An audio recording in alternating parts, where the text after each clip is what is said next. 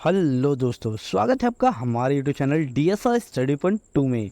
तो बच्चों, आज हम क्लास 12 का चैप्टर नंबर 2 पोल साइंस का, जिसका नाम है दो ध्रुवीयता का अंत, ये इस वीडियो का सेकंड पार्ट होने वाला है। तो चलिए आइए डिस्कस करते हैं। तो इसमें बात करने वाले से पहले हमारा टॉपिक है बच्चों, सोवियत संघ के आखिर विघटन के परिणाम क्या हुए। आखिर जब सोवियत संघ इतनी बड़ी महाशक्ति का जब अंत हुआ तो इसके क्या परिणाम निकले। तो पहला तो क्या हुआ, यानी अमेरिका और सोवियत संघ के बीच जो शीत युद्ध चल रहा था वो क्या हो गया बच्चों, मतलब खत्म हो गया। थोड़ा डिटेल में बताया तो शीत युद्ध का मतलब क्या होता है बच्चों, एक ऐसी तनावपूर्ण और युद्ध रहित स्थिति जिनमें दो महाशक्तियों के बीच युद्ध तो की संभावना तो हो, ऐसा लगे कि युद्ध होगा, लेकिन वास्तविक रूप से युद्ध ना होना ही शीत युद्ध कहलाता है।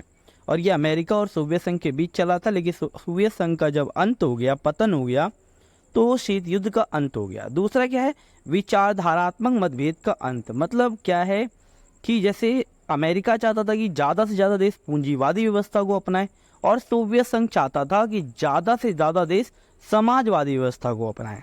तो अब इन दोनों महाशक्तियों के जो मध्य था, वैचारिक जो मतभेद था, उसका अंत हो चुका था। तीसरा क्या है बच्चों, हथियारों की होड़ की समाप्ति। यानी अमेरिका और सोवियत संघ ने दोनों ने ही महाशक्ति बनने के होड़ में बहुत विनाशकारी शक्तियों या हथियारों को जमा कर लिया था, लेकिन सोवियत संघ के विघटन के बाद हथियारों की होड़ की समाप्ति हो गई। चौथा है बच्चों, महाशक्ति बनने की होड़। यानी अब सोवियत संघ के विघटन के बाद क्या हुआ, अमेरिका एक वर्चस्व के रूप में उभरा, अमेरिका एक महाशक्ति के रूप में उभर कर सामने आया। तो दोनों के बीच महाशक्ति बनने की होड़ की समाप्ति हो गई थी। पांचवा है बच्चों, नए नए देशों का उदय। अब दोनों देशों के कारण क्या हुआ, अब सोवियत संघ के विघटन के कारण क्या हुआ, नए नए देशों का उदय होने लगा था। ये थे सोवियत संघ के अंत या पतन के परिणाम। अब बात करते हैं शॉक थेरेपी। शॉक थेरेपी का अर्थ क्या होता है, आघात पहुंचाकर उपचार करना। ये जो मॉडल है, ये विश्व बैंक और अंतर्राष्ट्रीय मुद्रा कोष द्वारा दिया गया था 1990 में। इसके अंदर था क्या कि अब जो सोवियत संघ था वो कई सालों से, लगभग 70-80 सालों से क्या कर रहा था, समाजवादी व्यवस्था की ओर था, और अचानक उसने समाजवाद से पूंजीवाद की तरफ संक्रमण करना शुरू कर दिया। अब कोई भी बात है, कोई भी देश है या कोई व्यक्ति है, अगर हम कोई हमारी हैबिट है और अचानक कोई हैबिट को चेंज करेंगे तो कॉमन सी बात है कि असर तो पड़ेगा ही।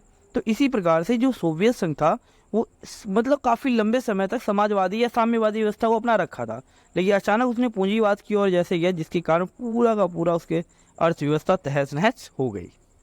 अब बात करते हैं आखिर शॉक थेरेपी के परिणाम या प्रभाव क्या पड़े। तो पहला तो क्या हुआ, सोवियत संघ का पूरा जो औद्योगिक ढांचा जो था वो चरमरा उठा था। लगभग अगर देखा जाए, सोवियत संघ के लगभग जो 90% उद्योग थे या फैक्ट्रियाँ थी, उसे औने पौने दामों में क्या किया गया था, बेच दिया गया था निजी कंपनियों के हाथों। इसे दुनिया की सबसे बड़ी गैराज सेल कहा जाता है। दूसरा है, अर्थव्यवस्था पूरी तरीके से क्या हो गई थी, सोवियत संघ की तहस नहस हो गई थी। जो सोवियत संघ की मुद्रा है जिसका नाम है रूबल, उसमें नाटकीय गिरावट आई, मुद्रास्फीति बढ़ गई, और लोगों के पास जितनी जमा पूंजी थी ना, वो सारी की सारी जाती रही। इसके साथ साथ बैंकों का दिवालिया, यानी अगर देखा जाए लगभग सोवियत संघ के 1.5 लाख जो बैंक थे, 1.5 लाख या 1.5 ऐसी कुछ है, लगभग वो सारे बैंक दिवालिये हो गए, कंगाल हो गए। इसके साथ साथ माफिया वर्ग का उदय होने लग गया, और आर्थिक गतिविधियों पे क्या होने लग गई, जो माफिया वर्ग था, जो गुंडों का एक वर्ग था, इन्होंने क्या किया कि मतलब आर्थिक गतिविधियों पर अपना नियंत्रण करना शुरू कर दिया। इसके साथ साथ असमानता बढ़ गई, यानी सोवियत संघ में गरीब और अमीरों के बीच क्या हो गई थी, असमानता बहुत ज़्यादा बढ़ गई थी। ठीक है, और इसके साथ साथ अधिकार पत्रों की मतलब कालाबाजारी होने लग गई थी। तो ये सारे क्या थे बच्चों, शॉक थेरेपी के परिणाम थे। अब बात करते हैं संघर्ष और तनाव। मतलब क्या है कि सोवियत संघ के अधिकांश गणराज्यों में संघर्ष और तनाव के क्या कारण थे। तो पहला तो याद रखिएगा, हिंसक अलगाववादी आंदोलन। क्या हिंसक अलगाववादी आंदोलन, यानी रूस के 2 गणराज्य थे जिसका नाम था चेचन्या और दागिस्तान। इसमें क्या हुआ था, अलगाववादी आंदोलन चले थे, मतलब इन दोनों ने ही क्या किया था, रूस से अलग होने की बात कही थी।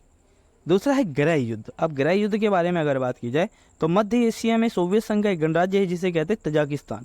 तो तजाकिस्तान लगभग 10 वर्षों तक गृह युद्ध की चपेट में रहा था। इसके तीसरा है संसाधनों के लिए संघर्ष, यानी अगर देखा जाए मध्य एशिया देशों में जो हाइड्रोकार्बनिक जो संसाधन है वो काफ़ी विशाल भंडार है। इसी कारण से क्या होता है, ये क्षेत्र क्या होता है, तेल कंपनियों के लिए कंपटीशन के एक बड़ा भाग बन जाता है, अखाड़ा बन जाता है। और अमेरिका भी इसी क्षेत्र को क्या करना चाहा, हथियाना चाहता था। तो इसलिए संसाधनों के लिए भी क्या होता है, इन देशों के बीच संघर्ष हुआ था। चौथा क्या है, विभाजन, यानी पूर्वी यूरोप में एक है चेकोस्लोवाकिया, एक देश है, तो वो शांतिपूर्वक दो भागों में बट गया, चेक प्लस स्लोवाकिया। इसके साथ साथ क्या हुआ था, 1991 में क्या हुआ था, जो यूगोस्लाविया था वो कई भागों में टूट गया था, जैसे हर्जेगोविना, स्लोवेनिया, क्रोएशिया, ठीक है, इन्होंने अपने आप को स्वतंत्र घोषित कर दिया। और बाद में नाटो ने क्या किया था, यूगोस्लाविया पर बमबारी कर दी थी, ठीक है। और भी बहुत सारे कारण हैं, जैसे अर्मेनियाई देशों ने अलग देश की मांग करी, अर्मेनिया नाम के अलग देश की मांग की थी। अब बात करते हैं भारत और रूस के संबंध। तो बच्चों, भारत और रूस के संबंध अगर देखा जाए तो पहला है, दोनों ही देश क्या करते हैं, बहुध्रुवीय विश्व की संकल्पना देखते हैं। वो चाहते हैं कि दुनिया में किसी एक देश का वर्चस्व ना हो, हर देश अपने में एक बहुध्रुवीय हो। दूसरा, सामरिक समझौता, मतलब भारत और क्या हुआ है, भारत और रूस के बीच बहुत सारे सामरिक समझौते हुए हैं।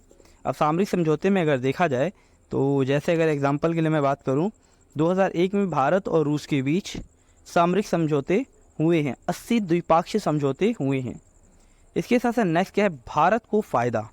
तो इस बात को याद रखिएगा, भारत को रूस के साथ अपने संबंध के कारण क्या है, कश्मीर ऊर्जा आपूर्ति, ठीक है, अंतर्राष्ट्रीय आतंकवाद से संबंधित सूचनाओं के आदान प्रदान और पश्चिमी एशिया में पहुंच बनाने के लिए चीन के साथ संबंध सुधारने में फ़ायदा हुआ है जिसके कारण। और क्या है, रूस को क्या फ़ायदा हुआ है, आपको पता होगा कि रूस को भारत से सबसे बड़ा फ़ायदा ये है कि भारत सैन्य शक्ति के लिए जो हथियार है जो खरीदता है वो सबसे ज़्यादा रूस से ही खरीदा करता है। दूसरा क्या है, अधिकांश सैनिक साजो सामान हम लोग क्या करते हैं, रूस से ही खरीदते हैं। भारत तेल भी क्या करता है, रूस से ही आयात करता है। तो ये हैं बच्चों भारत और रूस के संबंध। तो ये था पूरा कंप्लीट चैप्टर की वीडियो। बच्चों, अगर वीडियो अच्छी लगी हो, इन्फॉर्मेटिव लगी हो, तो वीडियो को लाइक शेयर सब्सक्राइब जरूर करें। धन्यवाद।